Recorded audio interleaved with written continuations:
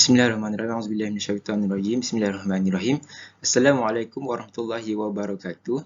Nama saya Muhammad Afiq Hazwan dari kumpulan Muhammad Afiq Hazwan bin Aizan dari kumpulan 5 dan dari kelas CTU 552 EE5 akan membentangkan mengenai ulasan buku dan tugasan berkumpulan.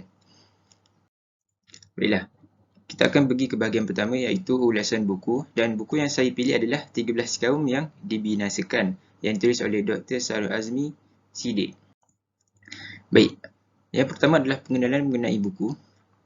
Buku 13 kaum yang dibinasakan merupakan salah satu karya yang ditulis oleh Dr. Sarul Azmi Siddiq mengenai kaum-kaum terdahulu yang telah dibinasakan Allah kerana telah mendahakainya. Dan buku ini telah diterbitkan pada tahun 2020.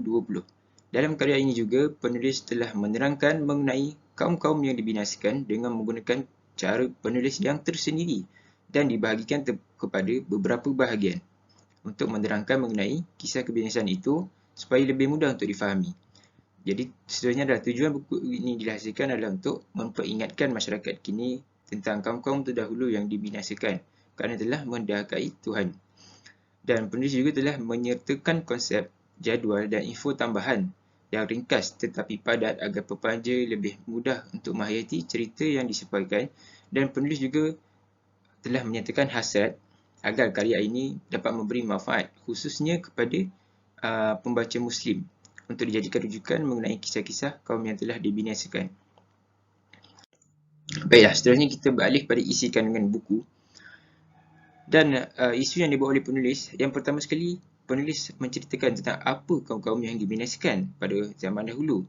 Yang seterusnya, dalam bahagian untuk setiap kaum itu, penulis menceritakan asal-usul dan nikmat kaum, kejahatan yang dilakukan kaum itu, dan juga azab kepada mereka kerana mereka telah mendahakai Tuhan. Jadi, untuk pendahuluan isi kandungan, penulis membawa isu daripada tafsir Al-Quran dalam surah Qaf ayat 12 hingga 14 yang menyatakan kaum-kaum yang telah dibinasakan oleh Allah kerana telah mendustakan para rasulnya. Antara kaum yang disebut dalam surah tersebut adalah kaum Nabi Nuh, penduduk Ras, kaum Thamud, kaum Ad, Fir'aun, kaum Nabi Lut, Ashabul Aikah dan kaum Tubba. Dalam bahagian permulaan, penulis menyatakan bahawa masih ada beberapa peninggalan kisah kebinasaan. Kerana apa? Kerana Allah juga telah mengisahkan tujuan Allah menceritakan kisah kaum terdahulu supaya kita sebagai umat yang masih hidup waktu kini dapat mengambil pengajaran supaya kita tidak mengulangi kesilapan yang telah dilakukan oleh kaum-kaum terdahulu. Baik, kita masuk dalam bahagian kaum-kaum yang dibinasakan. Dalam bahagian kaum ini, saya hanya mengambil dua contoh kaum. Yang pertama adalah Qarun. Jadi, apa asal-usul Qarun? Asal-usul Qarun adalah kaum Nabi Musa, iaitu salah seorang dari kaum Bani Israel. Dan nikmat yang diterimanya adalah harta kekayaan yang banyak. Allah telah melimpahkannya harta kekayaan yang terlalu banyak untuknya. Sehingga kan, kejahatan yang dilakukannya adalah dia telah melampaui batas, sombong dan angkuh dengan hartanya, bermegah dengan kekayaannya dan juga menuduh Nabi Musa itu adalah pendusta. Disebabkan kejahatan yang dilakukan, Qarun telah diazab oleh Allah Subhanahu Wa Taala, di mana Allah telah menenggelamkan Qarun ke dalam bumi beserta harta kekayaannya yang diagung-agungkannya itu. Dengan cara apa? Dengan bumi telah terbelah menjadi dua lalu menelan Qarun bersama harta-hartanya. Itulah azab yang diturunkan Allah kepada Qarun. Dan contoh yang kedua adalah kaum Ad. Jadi asal-usul kaum Ad ini adalah keturunan Nabi Nuh yang berkembang ke barat daya menuju ke semenanjung Arab di kawasan Al-Aqaf, Yaman, kemudian bertebaran di sana. Dan nikmat yang diterima kaum Ad adalah tubuh yang sasa dan tinggi, lebih kuat daripada kabil-kabil lain. Dan kejahatan yang mereka lakukan adalah mengingkari tanda kekuasaan Allah, mendustai Al-Qari'ah iaitu hari kiamat, dan juga mencabar Nabi Hud untuk mendatangkan azab Allah. Disebabkan kejahatan dan mencabar Nabi Hud untuk mendatangkan azab Allah, Allah telah menurunkan azab dengan tidak menurunkan hujan selama 3 tahun.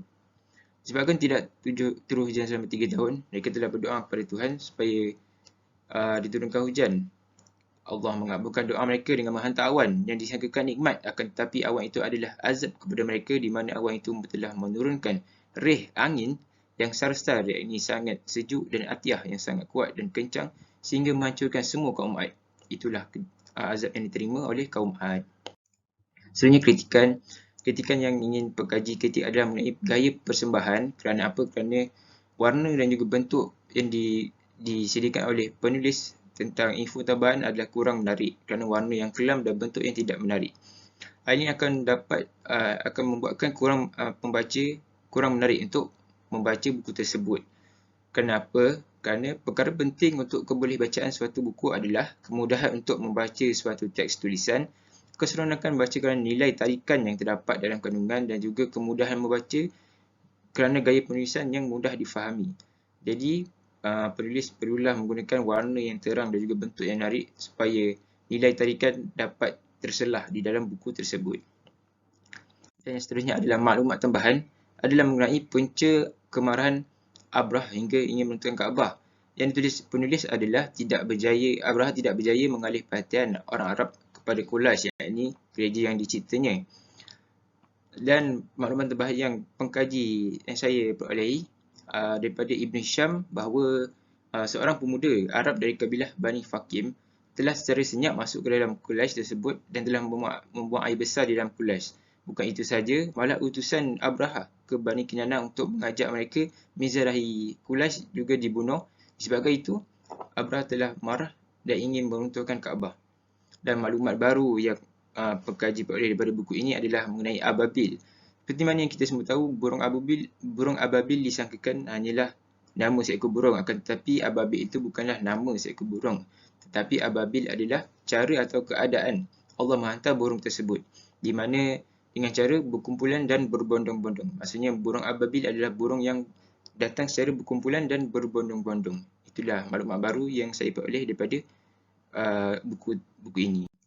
Ini adalah gambaran Quraisy yang berada di Yaman pada waktu ini. Baiklah. Oleh itu, tamat untuk bahagian ulasan buku. Selanjutnya kita bersambung kepada tugasan berkumpulan. Dan tajuk yang kami pilih adalah Nabi dan Rasul yang wajib diketahui. Jadi pengenalan, Nabi adalah orang yang terpilih untuk menerima wahyu dan tidak wajib menyampaikan wahyu tersebut kepada orang lain. Dan Nabi ini disebut dalam Al-Quran sebanyak 75 kali. Manakala Rasul adalah utusan Allah yang dipilih untuk menerima wahyu dan wajib sampaikan wahyu tersebut kepada mereka yang lain. Maksudnya Nabi ni dapat wahyu tapi tak perlu sampaikan kepada orang lain. Tetapi Rasul ni dapat wahyu dan wajib sampaikan kepada orang lain. Dan Rasul ini disebut 332 kali di dalam Al-Quran. Dan Nabi yang saya pilih adalah Nabi Harun AS. Jadi sebenarnya adalah biodata Nabi Harun. Nabi Harun, nama penuh baginda adalah Harun bin Imran bin Quhat bin Azar bin Lawi bin Yaqub bin Ishaq bin Ibrahim. Baginda merupakan adik-beradik seibu kepada Nabi Musa dan dilahirkan 3 tahun sebelum Nabi Musa. Kehidupan baginda adalah dalam tempoh 1531 sehingga 1408 sebelum Masihi. Dan ia bermakna baginda hidup selama 122 tahun. Baginda juga wafat sebelum kewafatan Nabi Musa, iaitu 11 bulan sebelum, dan wafat di daerah Tih. Selanjutnya adalah sifat pribadi Nabi Harun. Sifat pribadi yang pertama adalah setia. Hal ini terbukti kerana baginda sentiasa bersama dengan Nabi Musa ketika berdakwah kepada kaum Bani Israel. Bukan itu sahaja, baginda juga dianggap setia kerana sentiasa tetap bersama Nabi Musa ketika berdepan dengan Fir'aun. Yang kita semua sedia tahu, Fir'aun merupakan raja yang zalim. Dan sifat pribadi yang kedua adalah sopan santun.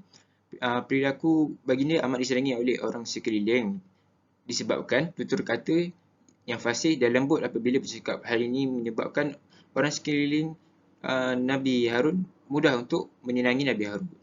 Dan sifat pribadi yang ketiga adalah amanah, di mana hal ini berlaku ketika Nabi Harun diminta oleh Nabi Musa untuk menyambung dakwah kepada kaum Bani Israel ketika mana Nabi Musa ingin bertemu Tuhan di puncak Gunung Sinai selama 40 hari.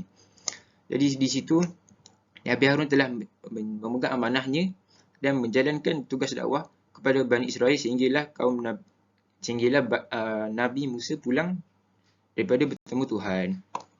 Dan seterusnya adalah kelebihan ataupun mukjizat yang dimiliki oleh Nabi Harun. Nabi Harun dikurniakan kemampuan bahasa yang sangat baik dengan tutur katanya yang fasih. Hal ini juga diakui oleh Nabi Musa tentang kemampuan saudara kandungnya itu. Sehingga kan Nabi Musa telah minta kepada Allah supaya Nabi Harun diangkat menjadi Nabi dan Rasul untuk menemani Nabi Musa untuk berdakwah kepada kaum Bani Israel. Itulah kelebihan yang dimiliki oleh Nabi Harun. Dan seterusnya mengenai penyebaran agama. Yang pertama adalah cara Nabi Harun menyebarkan agama adalah dengan melalui dakwah, iaitu dakwah bersama-sama dengan Nabi Musa kepada kaum Bani Israel dan juga Fir'aun. Dengan berdakwah, bagaimana Nabi Harun berdakwah? Nabi Harun menggunakan kelebihannya itu, iaitu kefasihan berkata-kata ketika berdakwah. Hal ini akan memudahkan Nabi Harun untuk mendekati kaum Bani Israel kerana kata-kata beliau yang fasih serta yang sopan santun. Hal ini juga di sebalik kata-kata kefasihan kata-kata Nabi Harun terselit juga ketegasan ketika berdakwah yang disampaikan oleh Nabi Harun. Dan yang kedua adalah cabaran dan juga dugaan ketika menyebarkan agama. Jadi, cabaran yang dihadapi Nabi Harun adalah mendapat ancaman bunuh. Hal ini berlaku ketika mana Nabi Musa pergi bermuntah di puncak Gunung Sinai selama 40 hari. Dan di mana waktu ini Samiri iaitu penyihir Mesir telah mengambil kesempatan dengan menciptakan patung sapi emas dan diberikan kepada kaum Bani Israel sehingga mereka tertipu dan menyembah kembali pada amalan mereka yang dulu, yakni menyembah patung. Tetapi Nabi Harun tetap berdakwah kepada mereka dan menghalang mereka daripada melakukan perkara tersebut. Tetapi kaum Bani Israel ini degil lalu mengancam dengan ancaman bunuh kepada Nabi Harun jika Nabi Harun masih menghalang mereka daripada menyembah patung tersebut. Itulah antara cabaran dan dugaan yang diterima oleh Nabi Harun AS. Dan yang seterusnya adalah azab pada kaum dan individu ketika zaman Nabi Harun. Yang pertama adalah dikenakan azab pada kaum Bani Israel di mana mereka menjadi kehidupan yang serba tidak kena di tengah gurun yang gersang dan panas terik berpuluh tahun lamanya. Kenapa? Kerana mereka telah mendahului arahan Allah di mana Allah menyuruh mereka masuk ke negeri Kanaan, tetapi mereka menderhakainya. Disebabkan itu mereka menjadi pengembara di padang Tih dengan tiada harapan dan tujuan yang pasti. Dan individu yang diazab ketika zaman Nabi Harun adalah Fir'aun. Kenapa? Nabi Harun juga berdakwah bersama Nabi Musa. Oleh itu Fir'aun terdapat kisahnya bersama Nabi Harun. Jadi Fir'aun dan bala tenteranya telah tenggelam di telan Laut Merah ketika mana mereka mengejar Nabi Musa kerana Nabi Musa dan Nabi Harun berdakwah kepada mereka. Jadi itu sahaja untuk azab kepada kaum dan individu pada zaman Nabi Harun. Jadi itu sahaja untuk tugasan berkumpulan. Dan pada akhirnya adalah saya ingin membuat kesimpulan untuk kedua-dua tugasan, yakni ulasan buku dan tugasan berkumpulan. Jadi kesimpulan untuk ulasan buku, buku yang dicipta atau dikarya oleh Dr. Syahrul Azmi Siddiq yang bertajuk 13 Kaum yang Dibinasakan ini sangat berguna pada para pembaca untuk memperolehi banyak pengajaran daripada kisah kaum terdahulu yang dibinasakan untuk memacu kehidupan ke arah yang lebih sempurna dan juga sangat berguna untuk menambah ilmu pengetahuan kerana dalam buku ini mempunyai banyak info-info tambahan yang disediakan oleh penulis. Dan kesimpulan untuk tugasan berkumpulan, kita sebagai umat Islam perlulah mencontohi sifat-sifat dan perlakuan yang ditunjukkan oleh para Nabi sebagai contohnya sifat Nabi Harun, yakni setia kawan, sopan santun dan juga amanah. Supaya apa? Supaya kehidupan kita lebih harmoni dan tenang pada masa akan datang. Oleh itu, sekian sahaja pembentangkan saya untuk ulasan buku dan tugasan berkumpulan. Sekian, terima kasih.